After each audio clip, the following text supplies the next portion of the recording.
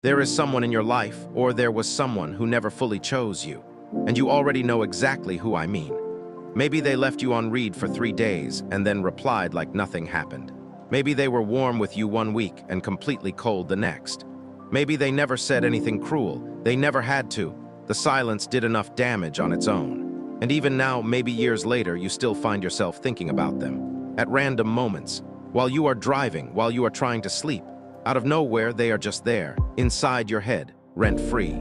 And the most painful part is, you do not even want to be thinking about them, but you cannot stop. Why? Here is the answer, and I need you to really hear this. Your brain is not thinking about them because it misses them. Your brain is thinking about them because it got addicted to them. Addicted, like a substance, like a habit you cannot break.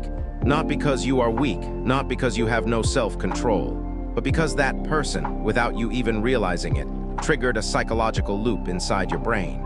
A loop your brain literally cannot close on its own. And here is the part that should actually scare you a little. The more they ignored you, the stronger that addiction became. Every time they pulled away, your brain wanted them more.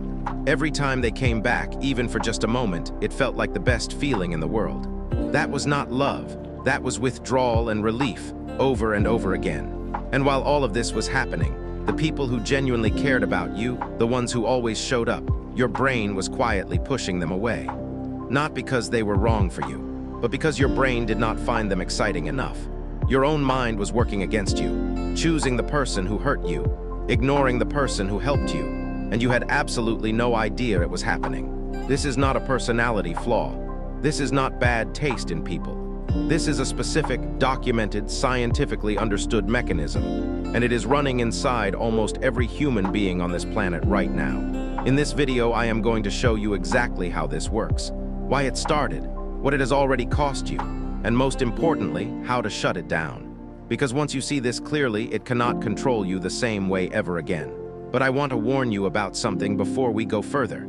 Some of what I am going to tell you in this video is going to be uncomfortable.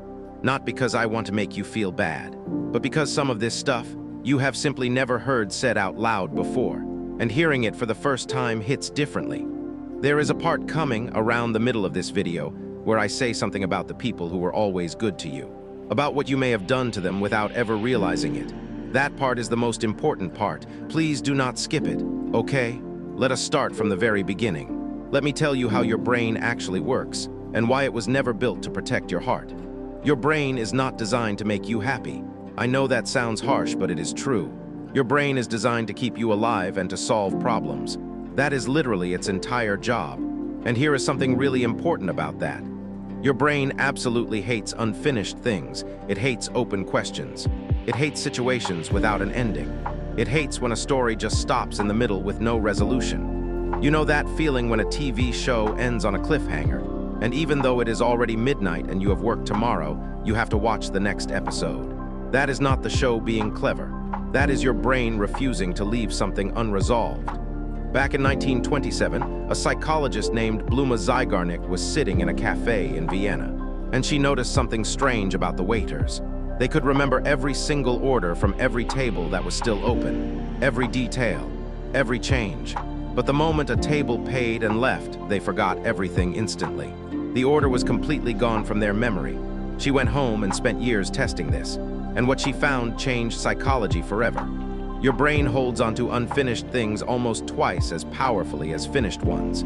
It keeps them in a kind of active memory, like a file that is still open on your computer, still running in the background, still using energy, even when you are not looking at it. Now think about that person who ignored you. They never gave you a proper ending. No explanation, no closure, no clear answer on where you stood with them. They left the conversation mid-sentence. They became the most unfinished thing in your entire life. And your brain, being the obsessive little problem solver that it is, kept that file wide open, kept running it in the background, kept asking the same questions on repeat. Why did they do that? Was it something I said? Do they think about me? Could I have done something different? You were not obsessed with them as a person. You were obsessed with finding an answer your brain never received. But here is where it gets even more interesting. Because what I just told you is only half the picture. Your brain does not just keep that person alive through memory. It actually rewards you for thinking about them. There is a chemical in your brain called dopamine. Most people think dopamine is the feel-good chemical, like it fires when something good happens to you. But that is not exactly how it works. Dopamine does not fire when you get something good.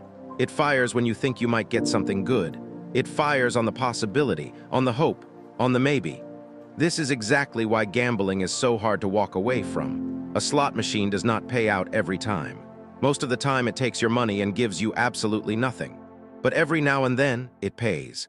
And that unpredictable reward, the random, unexpected win, is what keeps people sitting there for hours. Your brain gets hooked on the pattern, not the reward itself, the chance of the reward.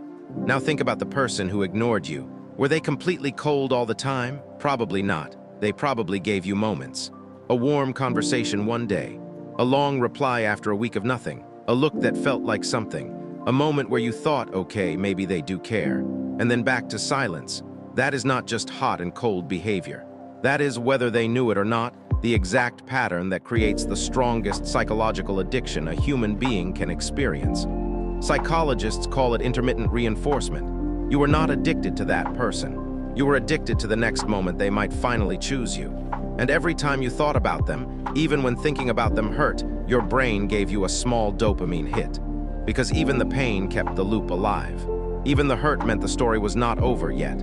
That is how deep this goes. Okay, I need to say something here that might sting a little, but I think you genuinely need to hear it. While your brain was busy chasing the person who ignored you, it was quietly devaluing the people who actually showed up for you. The friend who always replied. The person who rearranged their whole day for you. The one who never made you guess where you stood. Your brain looked at them and thought, too easy, too available, not exciting enough. Not because they were any of those things, but because there was no chase, no open question to solve. No maybe, and without that, there was no dopamine hit. Think about how unfair that is to them, and honestly, to yourself. Here is a simple way to understand this. Imagine two restaurants. One restaurant always has a table for you. The food is genuinely amazing. The service is warm every single time. You always leave happy. The other restaurant, you have to wait outside for an hour. Sometimes they let you in. Sometimes they turn you away. The food is fine, nothing special. But you find yourself talking about that restaurant constantly, trying to get a table there more, wanting to crack that place open. Not because the food is better, but because getting in feels like winning something. This is what your brain does with people. It confuses difficulty with value. It mistakes being hard to access with being worth having. And the people who love you freely, who are always available, get filed away as the obvious restaurant. The one you can always visit later. The one you take for granted. This is one of the most painful truths in human psychology. We are literally wired to overlook the people who are best for us. Now I want to go even deeper. Because there is another layer to this, and this one is more personal than anything I have said so far. It has to do with how you see yourself. When someone ignores you, especially someone whose opinion genuinely mattered to you, your brain receives a silent message.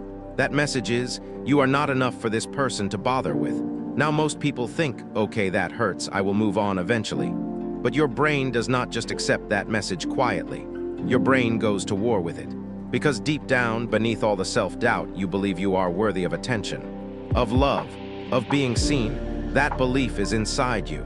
And this one person's behavior is directly contradicting it. Two completely opposite things are now living in your head at the same time. And your brain cannot handle that tension. It needs to resolve it. So what does it do? It becomes obsessed with proving the contradiction wrong. It starts searching every past interaction for evidence that you did matter to them. It pushes you to try harder, to be better, to change yourself, to do more, all to finally get that one person to acknowledge that you are worth seeing. Some of the greatest things people ever build in their lives were built on the fuel of someone who once made them feel invisible. New body, new career, new confidence, new version of themselves, built quietly in the background, for an audience of one person who may never even notice. And the heartbreaking part, even when you do get their attention, even if that person finally notices you, it never fully feels like enough. Because the original wound was never really about them. It was about a belief inside you that needed healing. And no external person, no matter what they say, can do that healing for you. Here is something that might explain a lot about why you specifically are drawn to people who pull away.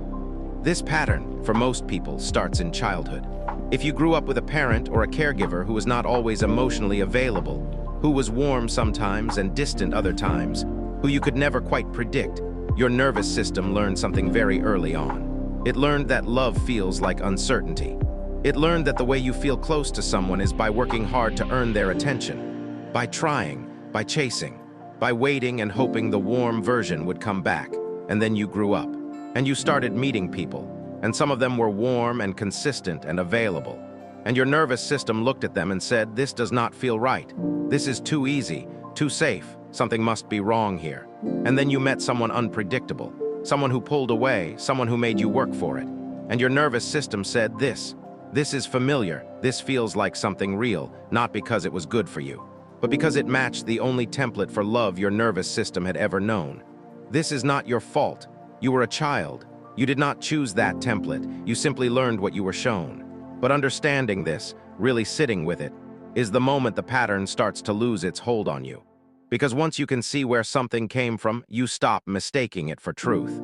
Now I want to talk about something that is making all of this 10 times harder in today's world. Social media. Before social media, if someone was ignoring you, you did not have to watch them live their life without you. You did not have to see them posting stories, going out, laughing with other people, clearly fine, while you were sitting alone wondering why they never replied to your message. Now you can watch the person who is ignoring you in real time, choosing everyone except you. And what does that do to the open loop in your brain? It refreshes it, every single time. The seen receipt when they never replied. The online indicator while your message sits unread. The story they viewed but never responded to. These are tiny little activations, each one small on its own. But together they keep your nervous system in a state of low-level stress all day long. And here is what most people do not realize, that low-level stress, that constant quiet anxiety around one person, feels like passion. It feels like deep feeling. It feels like this must be important because it is affecting me this much. But it is not passion. It is your nervous system stuck in a threat response. It is anxiety wearing the costume of longing. Real connection does not feel like that. Real peace with someone does not have you checking your phone every 3 minutes. So how do you actually break this? I am not going to give you a quick list of generic tips. I want to give you something that works at the real level where this is actually happening. First, name what is actually going on, not the story you have been telling yourself. Not "they do not like me" or "I am not good enough." The actual thing, which is my brain has an open loop around this person. My brain got addicted to the possibility of their approval. This is a brain pattern. It is not a truth about my value as a person. When you name it that clearly, it loses power. Because you are no longer living inside the feeling. You are watching it from the outside. And what you can observe, you can eventually change. Second, give your brain a new loop to chase. Your brain needs something to be curious about, something to work toward. If you take away the person without giving your brain something to replace the chase, it will go right back to them. So replace it intentionally. Start something that genuinely pulls your focus. A skill, a project, a physical challenge, something that creates its own progress, its own open story. Third, choose consistency on purpose. Actively notice the people who show up for you, not just in your thoughts, in your actions. Text the friend who always texts back. Make time for the person who always makes time for you. Say thank you to the ones who never let you down. You are literally retraining your brain to find reward in reliability instead of uncertainty. That takes repetition, but it works. And every single time you choose this, you are rewriting a program that has been running since you were a child.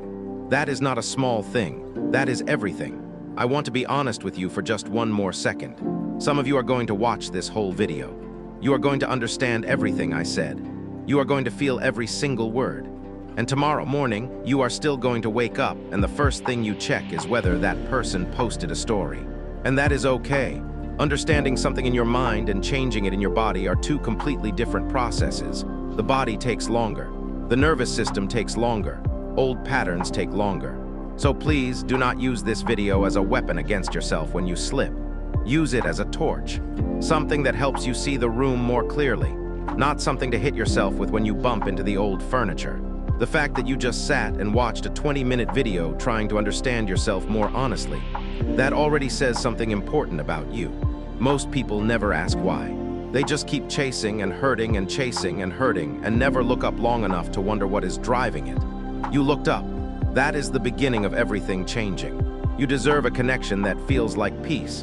not one that keeps your heart racing every time you open your phone. You deserve someone whose consistency feels exciting, not someone whose silence feels like a puzzle you have to solve. Drop in the comments, what was the one thing in this video that hit you hardest? I read every single reply. And if you want to understand why certain people get under your skin within minutes of meeting them, the next video breaks that down completely. There is a real psychological reason for it. And once you see it, you will never walk into a room the same way again. I will see you there.